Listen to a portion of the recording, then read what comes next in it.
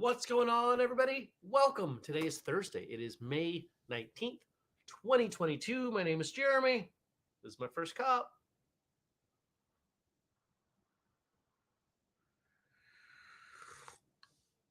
Good morning, Mark and Dennis and Jenny, and all the rest of you, whether you're watching live later or listening.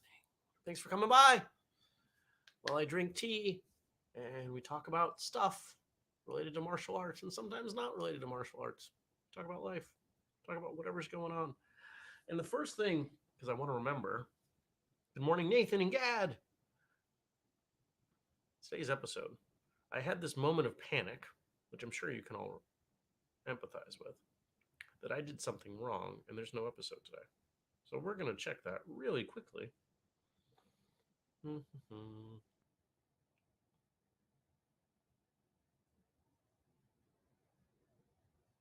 That should be this one. Yeah. So today's episode, I don't even know what we called it because I don't have that document in front of me. But this was something we were. Good morning, Stacy. Andrew and I were going to record a few episodes last Thursday, but remember, I was dying. I was like, and I said, let's just do one to get us to next week. And we did an episode about basically what does it look like training when you're sick or having to defend yourself when you're sick. It's a short episode. Andrew did most of the work. But if that's not in your feed now, it should be there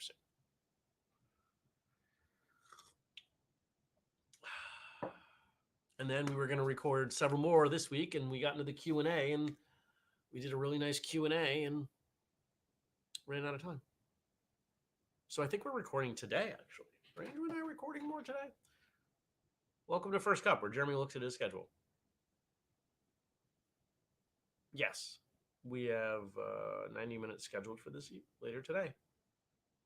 Meeting, and maybe another meeting, and another meeting, and a meeting, and work. And then tomorrow, no meeting. I'm looking forward to tomorrow. Tomorrow's going to be nice. I'm going to take a half day. I'm going to plant things. I almost planted some stuff last night. I thought about it. I'm glad I didn't. It was 37 here a few minutes ago. Didn't quite have a frost, but for plants that just got moved away from the house and exposed, rather not.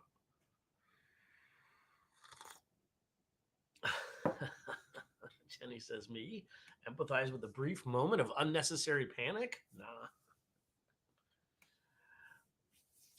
We are live on Facebook, YouTube, and Twitch today. Just a constant reminder, I'm going to need all of you. We're up to, I think I saw one more come through, so I think we're at 10. I think we're at 10 Twitch followers. Probably going to have to post something on my personal Facebook page and say, can everybody just follow this to get us to 50, please? That would be great. So, yeah. What did I do yesterday? I went to the gym for the first time in over a week. Did not do a lot because I'm still not at 100%. I'm hopeful to be at 100% soon. I have a client who the industry that they are in put out a feature-length film. He's really excited about it. He asked me to watch it so we can. There's a marketing plan that needs to develop here. So I started watching it. It's really bad. I've seen worse. I've actually seen worse in the theater, but it's not very good. I'm hoping it gets better. I'm 30 minutes in. You ever watch something? It's a 90-minute film. And I'm like, all right, I've got to be at least halfway. And I look down and it says 25 minutes. I was like, oh my God. There's no plot. There's kind of a plot. Anyway. Good morning, Tommy. What are you all doing today? Let me know. Drop in the chat. What's going on with you? Other than, of course, watching a semi-delirious Jeremy in a podcast episode. Man, is it green out there? I recorded a video episode / audio episode that's up on Patreon. You can check that out. I posted those yesterday, recorded them from outside. It's nice to be outside. I like my umbrella. It gives me a chance to be outside when it's direct sun and hot. And for those of you who live in more southern climes, hot to me means at this time of year in May, anything over 65 is hot. Because the sun just, especially where I'm going on this back porch, it just the back of the house and the porch just bake in the sun all day. And so I go out there at 1, 2 o'clock, and it's warm. It's usually at least 10 degrees warmer. So 65, it was 80 out there yesterday. Got my you don't need to do martial arts to be cool, but it helps mug, which I believe is still available on whistlekick.com. Had somebody here's some good news. Took another step forward on the latest sparring gear shipment, as in they billed me for it. And it's funny, this company is just, I've been working with them for 10 years. We did our first shipment. I was there in August of 2012. And they treated me really well. They're good people. And so they send me an email with, for some reason, 2 separate invoices for my order. I'm looking at it. I don't see shipping on here. Now, they're the owners, and then there's the, office manager. And the office man, I don't think the office manager is terribly good at her job. So I say, I don't see the shipping. She writes back, and she speaks very little English, but between Google Translate and my poor Spanish, we can usually make it work. And she writes back, it's on invoice 478. I write back, you only sent me 471 and 472. There is no 478 what you sent me. So she doesn't acknowledge that and just sends me 478. Oh, okay. But the shipping, assuming that it is accurate and that there is no other charges that they're throwing on that don't show up, the shipping is less than I expected it to be. Like considerably less, like half.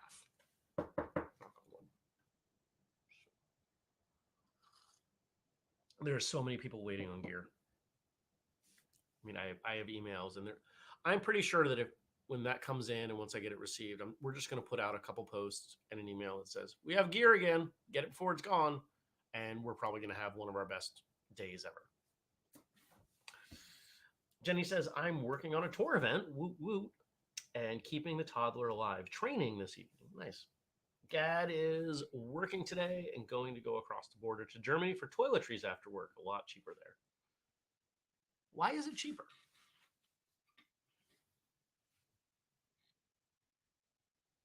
That's interesting. Why is it cheaper? I guess you could make the same comment about living in, Southern California going into Mexico. But why is it cheaper? In Mexico, it's because it's Mexican stuff, not the brands that we would have here. I find that fascinating. I find global economics fascinating. I was thinking about this again today or last night. If I was to go back to school for anything, it would be economics. I find most people seem to treat economics like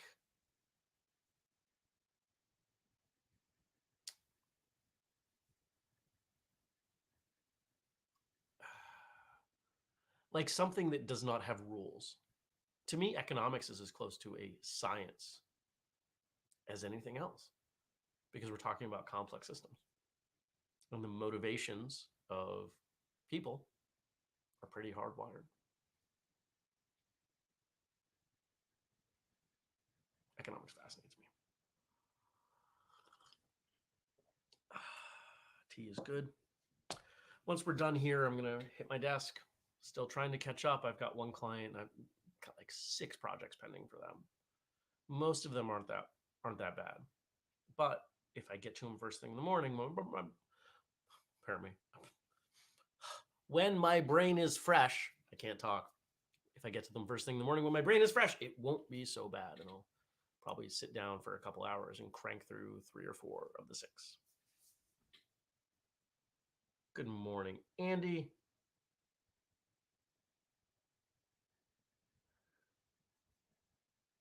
Stacy says, how many times people in Vermont cross the border for things like Canada? You know what? That's a good point. But I don't go to Canada because it's cheaper. I go to Canada because they have things we don't have here, like really amazing bagels and cool museums and IKEA. And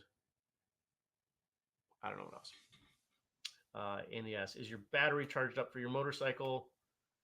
No, I've got to get into the garage. And looking ahead at the weather, it is supposed to be rainy Saturday afternoon into Sunday. So my expectation is that that's what Sunday will be for. We'll be organizing that garage because now that the majority of the estate stuff is gone, I can reconfigure. I'd like to be able to get a car in there again. I got to rig up something so I can pull the top off the Jeep. They actually make things that I can buy and mount, which I'm excited for because doing that with one person is a pain in the butt. But making sure the bike is good to go and probably getting it on the charger is on that list. Gad says the Dutch government just likes to add a steep tax on almost everything.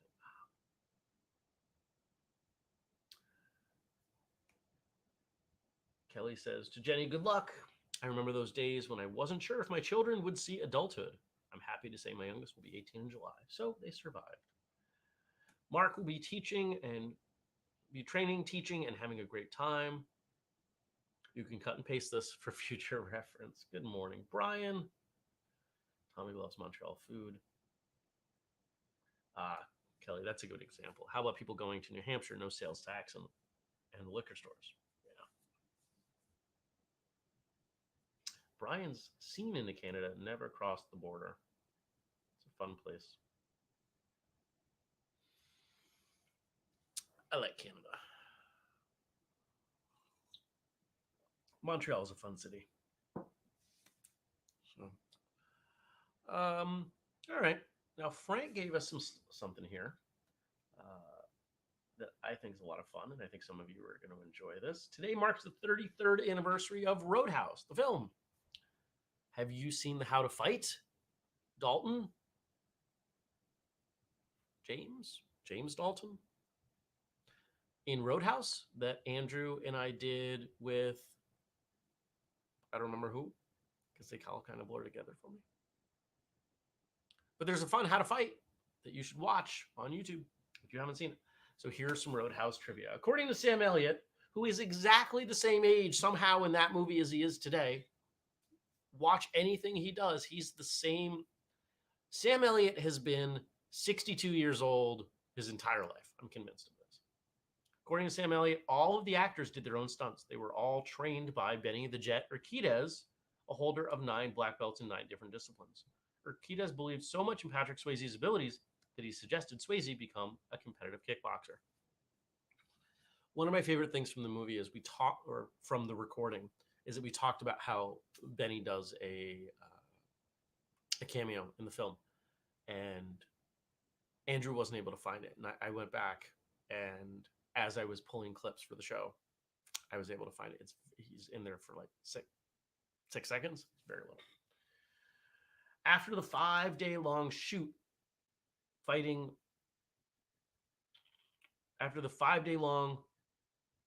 with a fight between Marshall Teague, Patrick Swayze.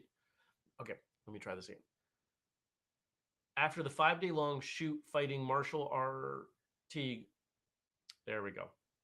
After the 5-day-long shoot fighting Marshall Teague, okay, I had to get the right emphasis on that.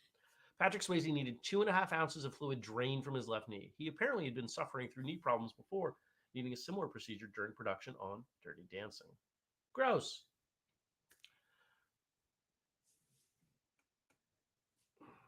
Switching over to comments.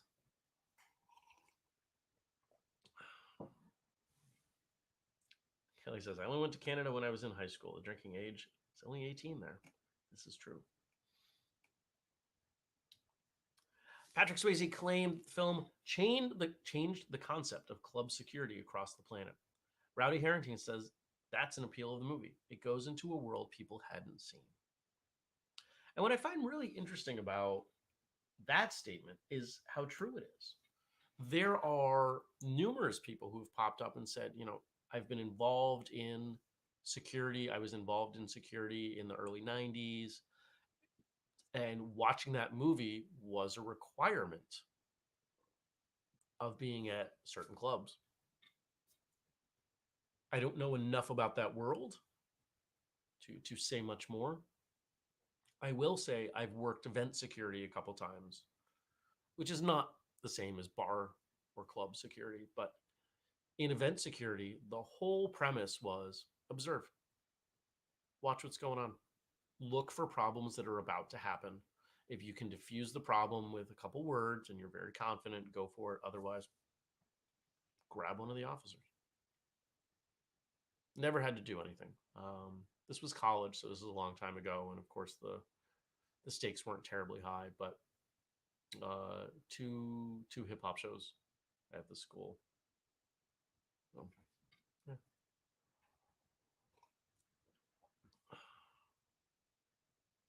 Yeah, Tommy, I think you were one of the people I remembered saying this, that it was a requirement to see that film.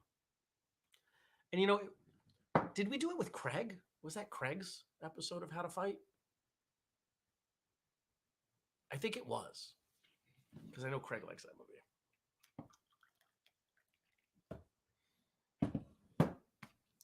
I'm so glad that I don't work a job like that.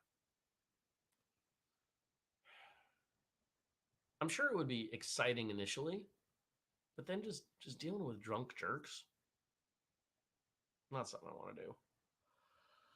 You don't want to fight. I don't like fighting. It's not something I enjoy.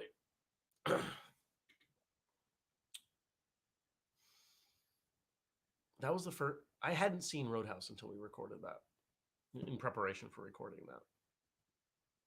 I haven't seen a lot of movies from the 80s. But I have to go watch The Octagon.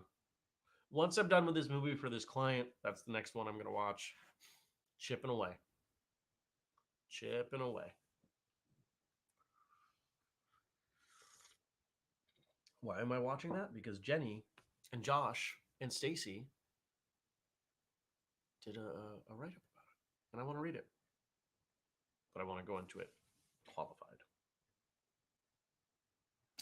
About working security, Tommy says, it was exciting but gets old quick. The concerts, depending on the talent, was a better gig. I can see that. Stacy says, went to Coyote Ugly in New York City once. You want to talk about serious bar security? Bar with excessive booze and boobs where women dance on the bar? Yeah, strong security. I can see that. Yeah. Bars and clubs like that are already dens for impaired, sexualized energy. And when you lean into both of those things, you are begging for problems. I'm sure the security guards there were enormous. All right, switching gears. So Josh wrote me this. We've talked about knives off and on, but he asks, for those that carry pocket knives, what criteria do you use in picking a blade? Assuming self-defense might be a use, maybe not the only use. So when I think about a pocket knife, it's got to be small. I want something that no one's going to look at and say, why do you have such a big knife, right? So we're talking about a fairly small blade. I prefer a half serrated blade because it has more utility, because I'm probably using it for more than just self-defense. It has to open reasonably smooth. It's got to have a pocket clip. That pocket clip has to have the right tension. Sometimes I have to adjust them. And I have to trust the locking mechanism when it's open. I've got a lot of cheap knives that I like, or even cheaper knives. Some of them aren't cheap. I have a lot of knives that I like that I would not, that I don't use. They sit in a box because I don't trust the locking mechanism. And for those of you who don't carry knives, locking mechanism is what you refer to as the whatever the mechanics are that keep the blade open. Some knives just, their locking isn't trustworthy. And the last thing you want, if you need it, is that it closes on you or cuts your fingers off. That's not going to be a good thing. Mark says he carries a $1 Walmart blade or a karambit folder. But why? Let's get into the why, not the what. The what is fun. We talk about the what, but the why. When I think there are two knives that I've got a bowl on a stand that has like my wallet and a handful of other things that go in my pocket. And there are two knives in there. One knife is the knife that I carried most of the time. The other knife is the knife that I carry when I'm working out in the yard. The one that I carry out in the yard is a little bit more substantial, a little bit heavier duty blade, and it still passes all the same tests. It was the knife I carried most of the time out and about in the world until I got this other knife, which is a little bit lighter weight and is brushed stainless steel. So it's a little bit classier in a professional environment because I carry a knife all the time.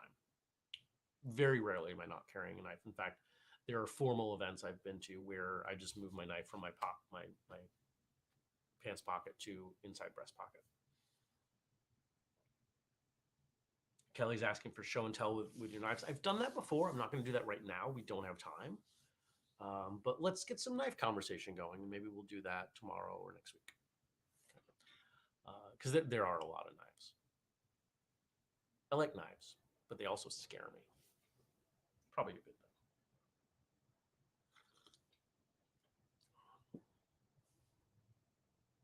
Yeah, it says he carries a Swiss Army knife.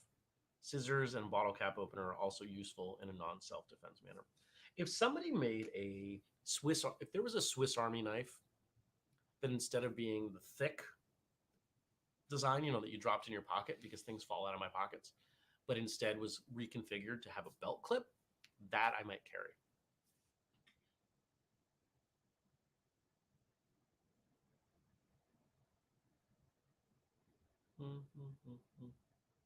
Jenny says Matt will go for a double-sided blade if he can, but he prefers a longer blade with something serrated. Small pocket knives don't rip enough material on their way back out.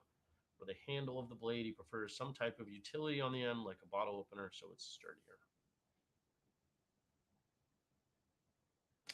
And in answer to why, Mark says the Walmart blade meets the tests and is very indiscreet. Karambit is just cool. Yeah, it says for self-defense, I prefer a fixed blade. Yep. Same. But it's hard for me to look professional walking around with a fixed blade knife. And I don't tend to wear clothes that cover the things that I have. It's the same reason I don't carry a handgun on me very often. Because where I live, it's going to create more problems than it's going to solve. It's going to create way more problems. It's not worth it. Oh, that's a good point too. Josh says, is there a locking Swiss Army knife? I don't know. Tommy says, we did some knife stuff last night. I carry a basic utility knife with an inside pocket clip.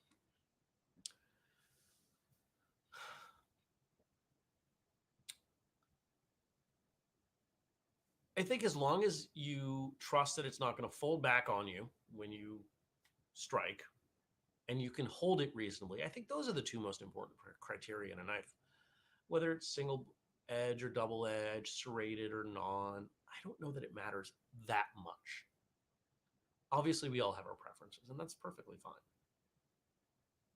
But I think most of the time, yeah, carry something that's comfortable, something that's going to work for you.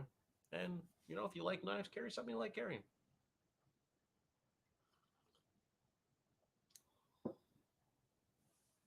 Yeah. It's a good point. And Josh follows up. I like Swiss Army and Boy Scout style knives, but have had them close on my hands too often. Yeah, you've got to be really careful with what you're doing with a knife that doesn't lock open.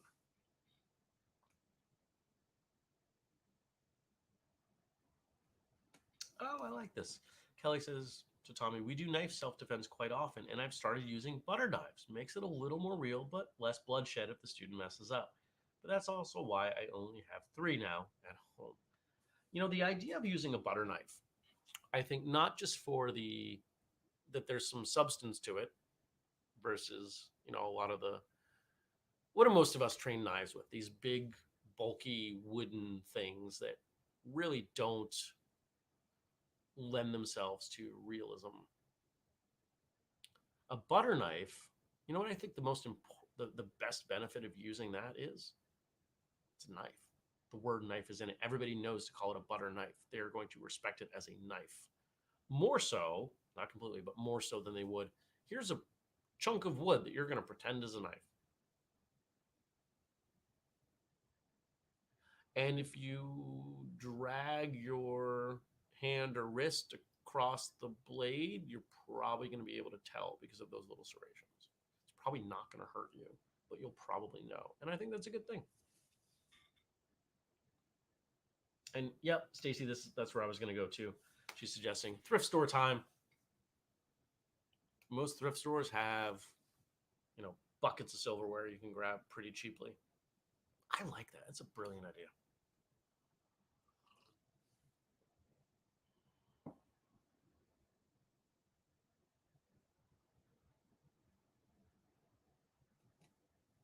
Interesting. Denny says, I'm much more comfortable with hyperextending or demolishing a joint or gouging out an eye in self-defense before stabbing someone for self-defense. Somehow, consciously stabbing crosses a line for me. It is good that you recognize that. Mark says, this is getting good. Good question, Josh. I'm glad you asked this. Tommy says, Kelly, we do that too. Some live blade work. The weight too is more realistic. Knives are interesting. I like knives. They're great tools. You can do a lot with them. A closed up knife can be used for most of the stuff you would do with a karambit, not a karambit, a kubotan. Joint manipulation, things like that, right? So let's say for tomorrow,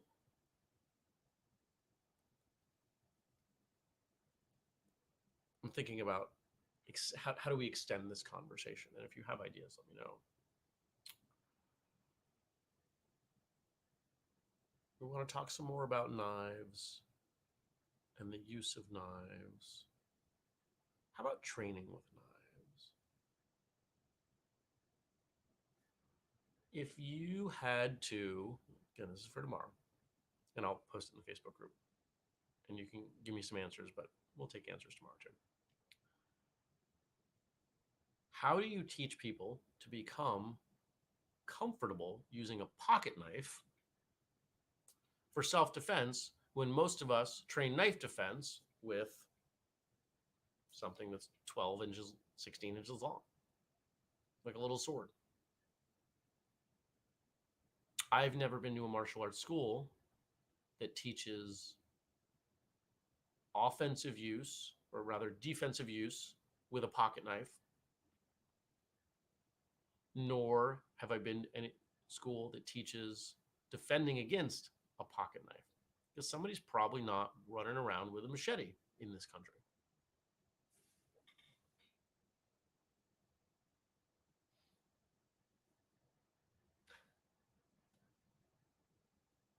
Kelly says, does anyone else practice knife attacks when you grab a knife in the kitchen before actually using it to cut your meat?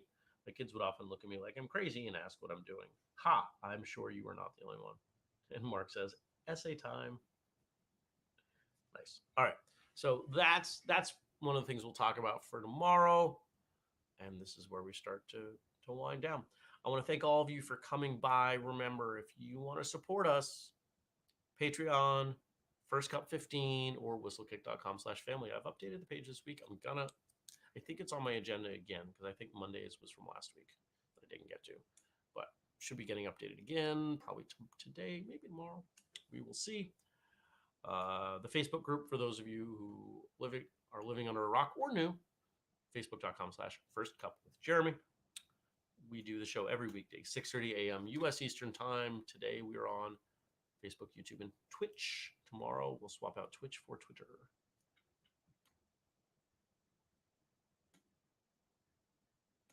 Come on. Any day you want to switch over, that'd be great.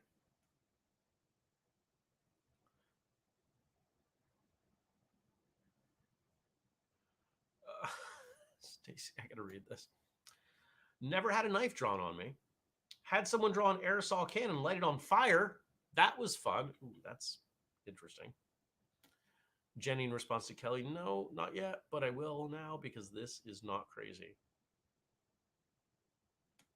Yeah, it says, not the only one. I wave around all kinds of cutlery when I'm cooking. All right, you guys are silly and I love it. Thanks for coming by. Thanks for joining me. I hope you have a fantastic day. I hope you check out today's episode of Martial Arts Radio. And I hope that if you have feedback or places that Andrew and I fell down in our conversation, that you'll let us know. You can let us know publicly, privately, any way that seems to make sense is perfectly fine. That's it. We'll see you back here tomorrow. Take care. I appreciate you.